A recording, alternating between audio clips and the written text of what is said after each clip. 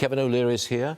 When do you think home buyers will finally see real relief in the housing market? Not for about 3 more years, because you got to remember there was a period of time when you could get a mortgage up to 7 years, 5 to 7 years at 3.8, 4.2%. If you own one of those, you have no incentive in selling it because you're going to have to refinance at 40% higher. So they have to come into the market. That won't be for 36 months. I see some relief, but not too much. And I think rates are going to stay around here for mortgages, not much lower. So I think we're stuck. We're stuck because we kept rates really low for a really long time. Yes, we did. Next one. Minnesota Governor Tim Walz made his first appearance with Kamala Harris as the running mate yesterday. He slammed Trump over several major issues. Didn't come up with solutions of his own, though. He didn't outline his own plan for the economy. How long will voters put up with silence on this major policy area, the economy? Well, let's get into the real deal on the election, because all of this happy talk doesn't matter. This is fundraising mode. We talked about that already. What matters is Pennsylvania, Michigan, Wisconsin, these swing states, and they have moved to the center. So in terms of talking to the press, it's going to happen right after Chicago. We're going to start to see. Here are the issues that Trump is going to really pursue Harris on. She was the deciding vote on the IRA. The Inflation Reduction Act ended up being the reason we have inflation.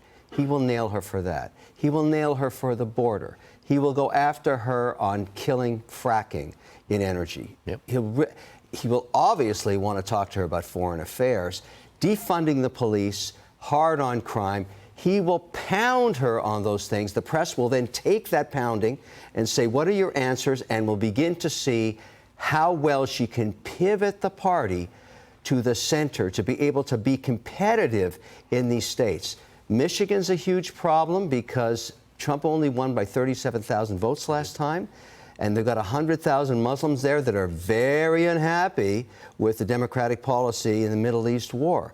They're probably not going to get on side with Harris until something goes more center or she deals with the war effort there. So there's a lot of these kernels that are coming down the policy list. The press will dig in, and then we're going to find out, can she execute? This is going to be the risk factor for those that are backing her. And I don't think we're going to get that for about 3 more weeks. Okay. Let's talk about the crypto divide. There's a crypto platform, a betting platform, it's called Polymarket. They see Kamala Harris losing to Trump in November. Seems like the crypto guys go for Trump, the non-crypto people go for Harris. Is that the split? Yeah, that's one way to look at it, but I would rather go with the Vegas bettors in terms of looking at election results. They're better than the pollsters, frankly, if you look at the history.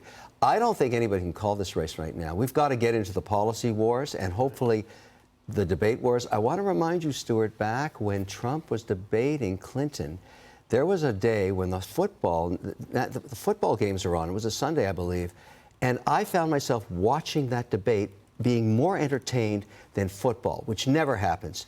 I think the potential of a Harris-Trump debate is going to be great television. Oh, yeah, dynamite. Great television. And I think the networks are going to just bend over to try and get that deal done with them. And frankly, they should have 3 of them. Each major network should get a bite. Yep. Here's a good story for you. A trademark lawyer stands to make thousands of dollars off of the Harris campaign. Because 4 years ago, when Harris first ran for president, the guy bought the website harriswaltz.com. He paid $8.99 for it. He says he'd be willing to sell it to the campaign for $15,000. Not a bad way to make some bucks. He's missing a zero. For me, it'd be $150,000 minimum, plus a 7% royalty until the election's over. A smart guy. The guy should give me a call. My goodness, what are you doing?